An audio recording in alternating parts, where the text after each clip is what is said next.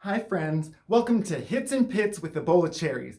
I'm Ebola Cherries, and these are the hits and pits on your new favorite RuPaul's Drag Race recap show. Let's do it. Okay, so last time I covered 3 episodes of Drag Race Down Under, and I didn't write down notes because last Saturday was my birthday and I was drunk and it was whatever. So I'm gonna do the first 3 episodes of Drag Race Philippines. We're gonna talk about last week's Canada's Drag Race.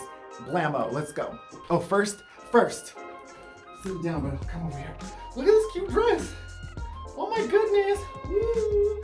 Oh, she's sexy, baby. All right, so here we are, Canada's Drag Race. I have to just go back and talk about Snatch Game with Giselle because earlier, right after Jinx did the All-Star 7 Snatch Game, it was like, how are we ever gonna get another Snatch Game that is ever gonna be that good? And then right away, Giselle delivered the Snatch Game that was that good. She did Madame Curie, Marie Curie, does this progressive thing where, you know, her eyebrows falling off, so she draws on another one. She does this, you know, her hair falls off. And then by the end, she has these tentacle arms. Like, she had jokes, she had a progression of gags. Like, I have to go back and just talk about Snatch Game. How was anybody ever gonna do a Jinx level Snatch Game again? We didn't have to wait that long. Giselle did it. Giselle Lullaby, mwah! Snatch Game, it's a hit. It's out of the park. Had to go back and reference that. So we start off last week's episode. Jada is gooped that everybody is thinking Lady Boom Boom was the top competition. So like, oh you. Nobody thought me. Oh. I just thought that was really funny. Like, nobody thought I was the most competition here. It's like, no, that's not what they said. Then Tracy comes in and splits them into pairs for the mini challenge. They're doing family portraits of different styles. Fierce Delicious, Vivian, and Kimmy are like a stage mom and stage kids. They're doing like an Xmas card. It's really funny. Vivian's being the mom. She's telling them what to do. Like, come on, hon. Like, Fosse, pose. And then the kids are like, I thought it was really funny. I thought they did a great job. Irma and Bombay come in and they're giving like aunties on vacation. They're sunscreening each other. They got their beverages. Oh my God. And Irma says, I don't get shots. I'm a Republican. Oh my God. That's like an American joke. I'm glad she put that in there.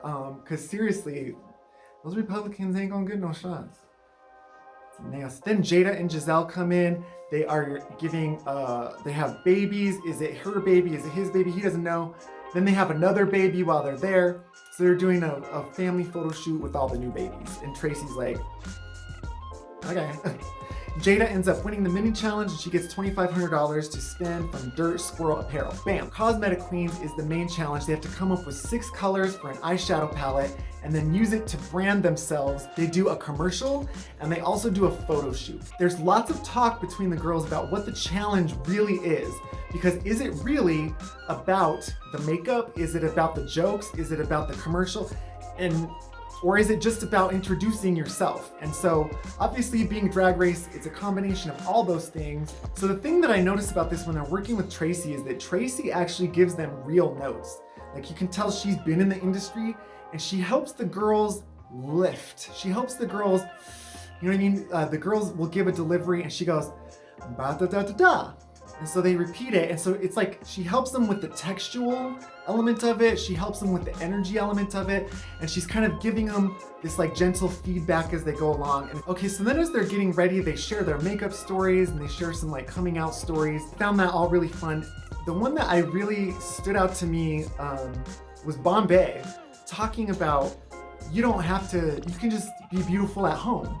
You don't have to go out and be beautiful for anybody. You can just get ready and be beautiful at home. And for the last 2 years, that's really been my brand. And so thanks for saying that, Bombay. You know what I mean? It really is, it can be about just for you. Okay, so then they come out for the runway. Brooklyn comes out in like a pink jumpsuit with a big fluffy like cape, like jacket or cape moment.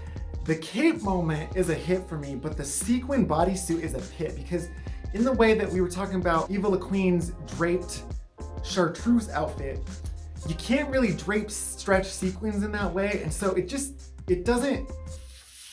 seems like it doesn't fit right. It seems like it's stretched in the wrong places and loose in the wrong places. I mean, I know that I'm a beautiful long hair queen that doesn't wear wigs. So I don't know about wig. It's like almost, or maybe if the bodysuit had been in a different fabric choice, it wouldn't have stretched weird in certain places. It's a Tracy looks awesome. Brad is like wearing this blue angel flight suit. I don't know. May Pang is the guest artist. She's a makeup artist. She's helping judge the girls' photo shoots, commercials. Her makeup with these stones coming up on the eyes. She looks great. Her makeup is stunning. All right, so the runway category is paint. Vivian comes out as a blank canvas. She's an artist. She's got an artist palette with her hair coming up into the handle. And then she comes out and pulls some paint brushes, and these streams of colorful fabric come down, and she's covered in color.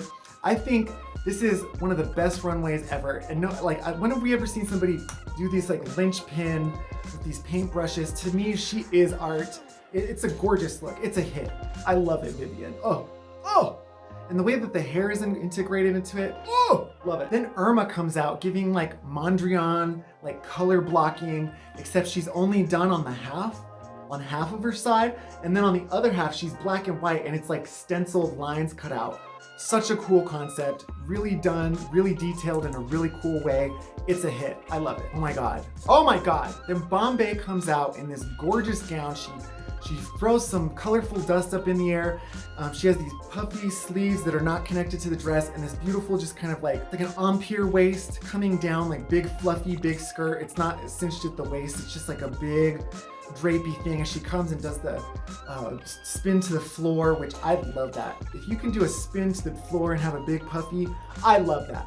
And she's covered in the colored dust from the Holy Festival, which is the spring festival. And then when she takes her sunglasses off, the sunglasses are cut out because, you know, safety first. You don't want to get the dust in your eyes. So I thought this look is mwah.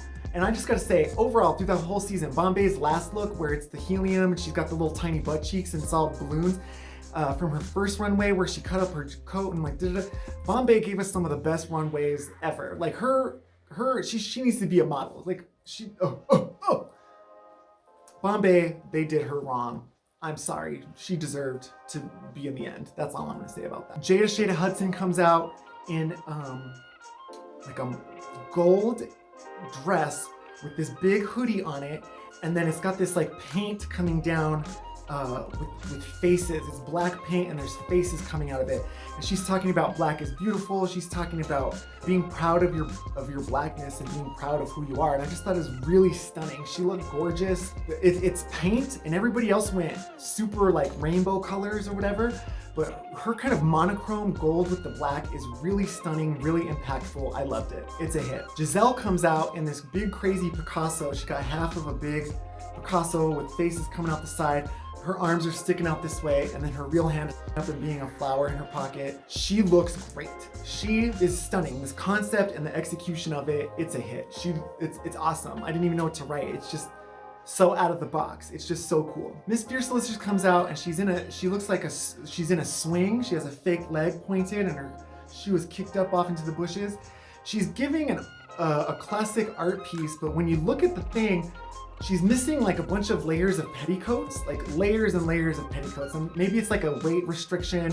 Maybe it's like, you know, how are you gonna get the structure of this swing to make it look like if you have all this drapes and petticoats? And then she's also missing the hat. So for me, it's like the overall effect of it is a hit, but it's like we're missing attention to details. Like we're literally missing the hat, we're missing this stuff. I know she wins the challenge, but for me, the look is a pit. It just needs a little more details put into it. It's just like not quite there. Then Kimmy Couture comes out. She's in like splotchy colors and paint. She also gave like a mix shift. It looks like a paper plate palette on the head. When she posted her original look on Instagram, she said they had copyright issues or something, but I think it's because it said Moulin Rouge all over it. So she's gonna give like a Moulin Rouge. And if it was the original outfit, I could have seen where they were coming from because it's really asymmetrical, really structured shoulders, really jagged shapes. But the way that she made it be, it's like almost there for me. It's almost there, but it's a pit. So then they get into the girls' commercials. Vivian's commercial, Cat Mom. It's funny. It shows her as a queen. It's giving her sense of humor. What it doesn't do necessarily is talk about the shades, even though the shades are shades that I would use.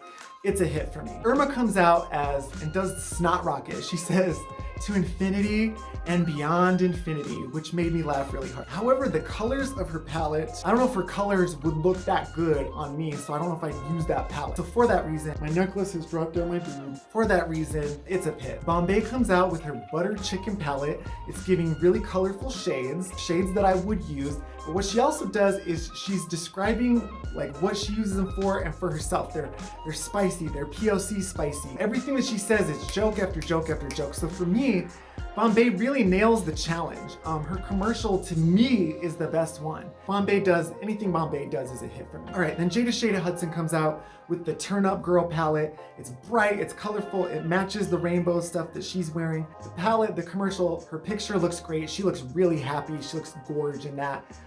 It's a hit. Giselle comes out with Was That French, WTF, and it's supposed to be euphemisms of not knowing if you're swearing or not. Is she swearing? Was that French? The thing about the palette to me is that it's all shades of blue, which I guess can be useful, but they're like not that different enough, and it seems like her makeup for the commercial and the photo shoot she looks great in the photo shoot, but I'm not seeing those blues. I'm not seeing that like really radiant spectrum of colors that she's wanting to give, you know what I mean? It's a pit for me. Miss Fiercelicious comes out with Fierce by Fiercelicious. She gives the most detailed knowledge she has neutral shades and then more colorful shades. So she talks about the product, she talks about what she uses it for and how she brands it to herself. It's a hit. She does a great job. The only thing for me about her commercial and her look is that her hair looks really bad. It looks like it's like she's giving me Naomi Smalls, like brush your hair, girl, brush your goddamn hair. But anyways, it's a pit. She looks great in her photo because you can see that she's showcasing the makeup. Kimmy comes out with her Transcending palette. It's got the blue and the pink and white and black and then some neutral shades. And she's like, I'm Kimmy, actor, singer, dancer, scientist. And then that's when she got me because she's being serious and giving a real product, but she's also taking the piss. It's a hit for me. Fiercelicious ends up winning the challenge, and for some reason it's Irma and Bombay in the bottom. And for whatever incomprehensible reason, Bombay goes home this week. No shade to Irma, I do love Irma. I don't think Irma should go. I don't know who would be in the bottom for me. Let me see. For me, maybe it would have been Irma and Giselle in the bottom in terms of the challenge, but I don't know. It doesn't matter. Bombay, seriously love you. Mwah. Everybody else is off to slay for another day, and that's Canada's Drag Race. Bloop.